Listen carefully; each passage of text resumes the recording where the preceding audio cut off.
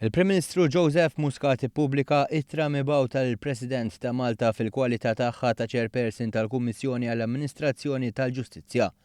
Dan brabta ma' nomina tal-Avukat Ingrid Zamit Young għall-Maġistrat tal-Rati Inferjuri. Il-Prim Ministru kiteb il-President peress li tqajmet domanda jekk Zamit Young hix impedita mill-servi ta' Maġistrat peress li kienet tokkupa l-kariga ta' Chairperson tal-Kummissjoni dwar l-impjiegi. Fil-waqt li fl-ittra għamel analiżi ta' dak li tajt il-Kostituzzjoni, il-Prim Ministru kiteb ukoll li l-Gvern huwa infurmat li seta' kien hemm preċedent li jistgħu jgħinu fl-aħħar interpretazzjoni ta' dispożizzjonijiet legali. Żied li l-Gvern ikun dispost li jiddiskutihom mal-istess Kummissjoni. Intant anke l-kap tal-Oppożizzjoni kiteb lill-President u talaba biex tiggarantixxi li l-ħatriet ta' maġistrati ġodda jsiru skont il-Kostituzzjoni.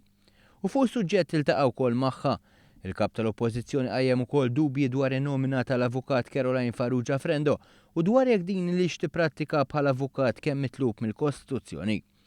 Hawnhekk il-Gvern assigura l-ħatra se tkun qiegħda ssir skont il-Kostituzzjoni.